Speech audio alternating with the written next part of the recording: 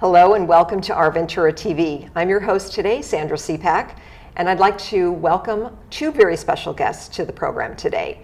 Dawn Reily, who is an educator with the Humane Society of Ventura County, and her rescued cat, Licky. Thank you so much for joining us, Dawn, and welcome to both of you to our show. Thank you. We have so much to talk about. We want to talk about so many of the things that you do here in Ventura County for the animals. And let's start off with just getting acquainted and telling us a little bit about what you do as an educator here in the community. Okay, well, the education program for the Humane Society is basically my job is going out and educating the public on all things animal, on how to properly take care of animals and all the things that they need to be healthy and happy. And one of the most important things is also being aware of, in our community, of abuse cases and cruelty and neglect that happens all around us, and how to recognize those signs of abuse, cruelty, and neglect. So when you go out, you go to a lot of schools, organizations, groups, that type of thing. And does Licky go with you too? Of course he goes with me. That's a great thing. He's a good spokesperson too.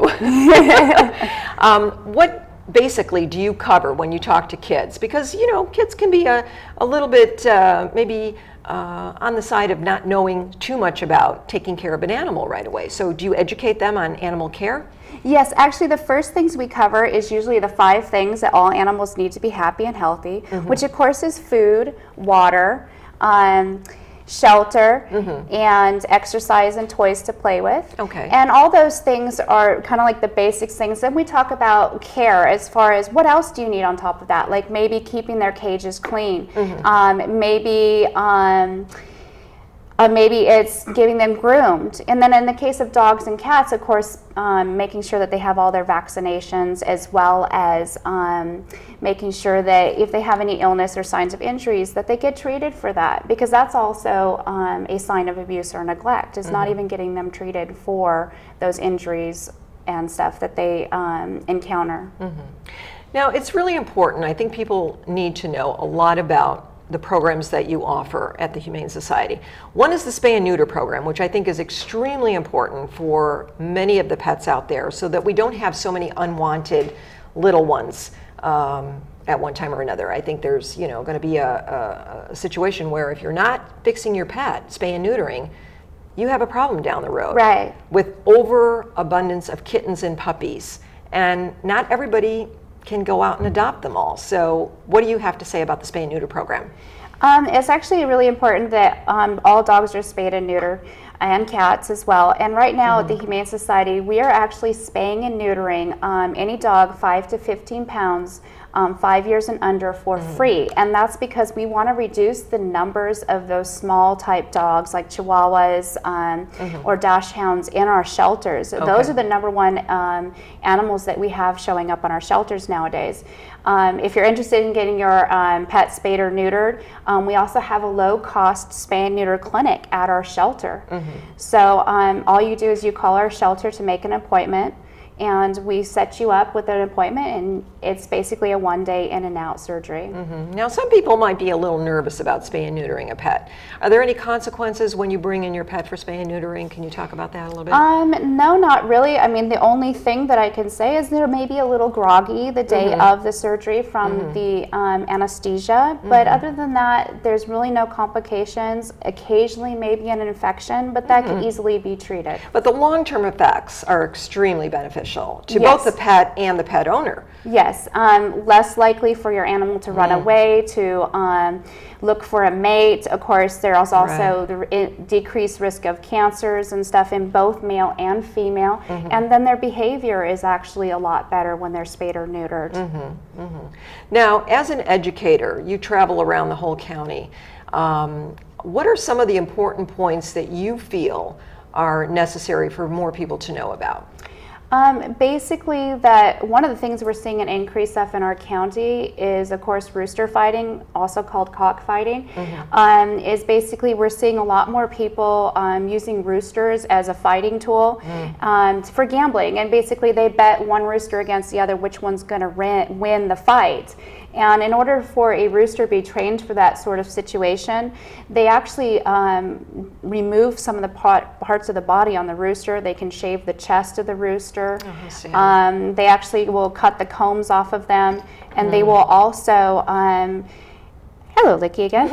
They will also cut one of the spur off, and they will attach a sharp knife to that rooster, and then basically before they get to that point, they will sometimes starve the rooster and then put them in a cage to fight each other. Well, I know the Humane Society does a lot of good in caring for these type of animals that come into your facility.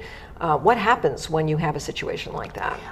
Well, usually what happens is our officers, we have a humane officer who will go out and do an investigation, as well as with law enforcement. The animals will be confiscated and oftentimes brought to the shelter, and then they're assessed from that point if they're an adoptable animal or not. And then at that point, then we criminally charge those people with the appropriate law.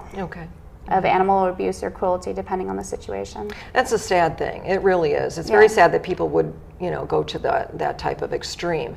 But in most cases, we do have good news and good programs that people do follow. And certainly when people go to adopt and they want to adopt a pet, what are some of the guidelines that you would want to tell families who, are looking for their first dog or cat for their family? It's really important that when you choose to adopt any animal or get any animal at a pet store, that you know all the responsibility that goes into it. It's not just food and water. You also have to provide attention, affection to these animals for the rest of their lives.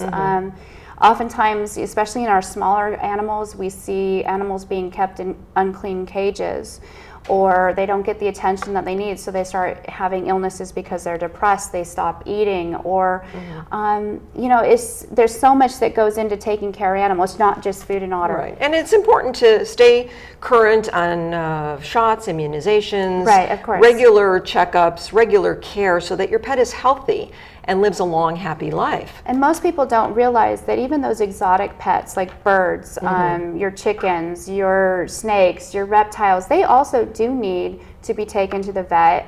Let's say they stop eating. Right. And you may have to make sure that they're getting all the things that they need to be happy and healthy. For instance, a bearded dragon that has been rescued by myself, who I've had for 4 years. She did not get the proper nutrition, so all the bones in her body turned brittle and soft and broken, and it's called calcium deficiency disorder.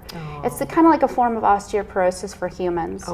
And so for the rest of her life, she's pretty much crippled because she didn't get the proper nutrition. Yeah, which is why, nutrition and taking care of an animal, any type of animal, like you're speaking of this one as well, it's so crucial to their lifespan and to their success in being a healthy, happy pet. I think that matters. Now, when you go out as an educator, tell people about your program when you go out. It's a free program. Yes, it's absolutely free. So they can free. call you. You can come and speak to their organization, their school, and come give them a lot of information about what the Humane Society in Ventura County is doing for the people here.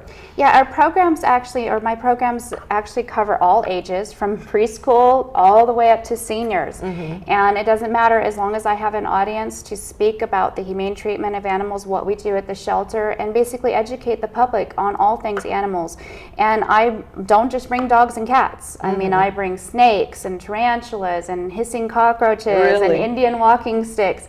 Part of my job is having knowledge of all kinds of animals and being comfortable and showing that I'm comfortable with those animals. So I would imagine you really have to stay current on a lot of news and information that comes in about animal care throughout. I mean, it's not just learning one or two things about cats or dogs. I mean, you've got to know a whole lot of things. Yeah, actually, I'm constantly researching. I'm constantly going online. I'm constantly researching current events and things that are happening. And I have to educate myself. And to be honest, if I don't know something, I actually have to go and research it. And I'll say, I don't know that. And so when you go out, do kids really stump you with questions, or people might ask you something and you may not know? Not very often anymore. I'm getting more and more to the point where it's really hard to stump me. You know pretty much what you're I've got it, and if I don't, I'll be honest, I don't know, and then I have to go and research that's good. it. No, that's good, because sometimes, you may get a question thrown at you, and you're like, well, I don't know, but I'll look it up for you and let you know. Yeah, exactly. That's good. That's good. And I offer, if I don't know something, I tell them. They can always email me afterwards, and I will be happy to answer. Now, what about pets in senior care? I hear a lot of good stories about that. Is that something that you would recommend for seniors to have a cat or dog? Actually, yes. Actually, for anybody, it doesn't matter the age, but particularly for seniors, it helps with their depression. It helps them motivate them to get out of bed, do things, as well as when you're responsible for something or somebody else. It gives you a reason to get out of bed and be happy. And plus the affection, of course, that these animals provide, and the attention and stuff that they get from the animal. And studies have shown that people who own pets, of course, have lower blood pressure, they're more physically active, and they also feel better in general. Happier people. They're happier people. Happier people. I have pets of my own too. I have cats. And I must say, even though it is a very major responsibility to have a pet, it's a wonderful thing to have them. It really is. It's a very good feeling to know that you can care for an animal and give them a great life. I think that's important. And I think people need to realize that it is a responsibility. You do have to care for this pet for a long time. Cats, well, Licky is how old? 19 now. So there you go. I mean, that's a lifespan that is a long time. About 19 years old, yeah. And so dogs pretty much, you're looking at least a good 15-year period. Yeah. Oh, yeah. At least with most animals, most people think they're only going to be around for a couple years. Right. I mean, even your rat or mouse can actually live to be 3 to 4 years old. Okay. Yeah. So, you have to make sure that you provide for them for the rest of their lives. And letting them go and trying to have them survive in the wild is one thing that you should never do, because a lot of times these animals become a problem if they're let go. Right. And most of the time after they're released, they don't survive. I'd say 80 to 90% of animals that are just released after they have been a pet can't survive.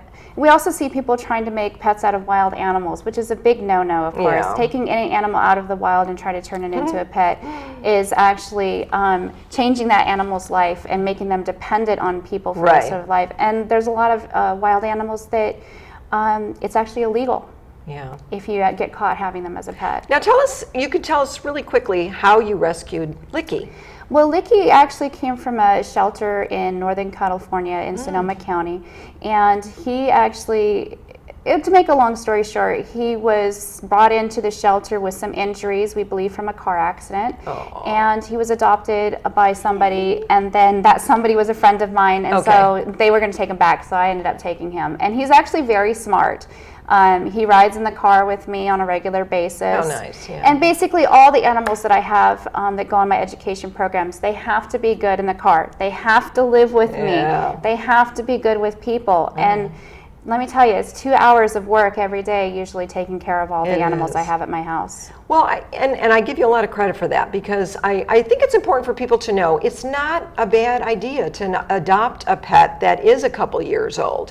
Everybody seems to want a kitten or a puppy, but there are great qualities about cats that are maybe a few years old already. Or even dogs too. I often tell people that young animals haven't developed their personalities. They're just kind of like young teenagers or kids. They don't know what they want to do. They don't know what they want to be. And so an older animal like Licky or some of our other veterans at the shelter, their personalities are more actualized. Their personalities have blossomed into what they're going to be as an adult. And kittens, you don't know. And so I always tell people, if you want to know what you're going to get, you adopt an older animal. Plus, a lot of times, animals that come into the shelter, they've already been trained. They're potty trained. They walk well on leashes. Although there are some that do need work. But Well, I know we could probably keep talking, and I do want you to come back for another show. Hopefully we can cover some more things. I want to thank you and Licky for being with us today. and being on our show. We're hoping that viewers will get a better idea of the care that you and your staff give at the Humane Society of Ventura County. Thank you. Thank you. Thank you, And I'd Licky. like to thank all of you for joining us today on Our Ventura TV. We hope we see you next time. I'm Sandra Siepak. Bye-bye.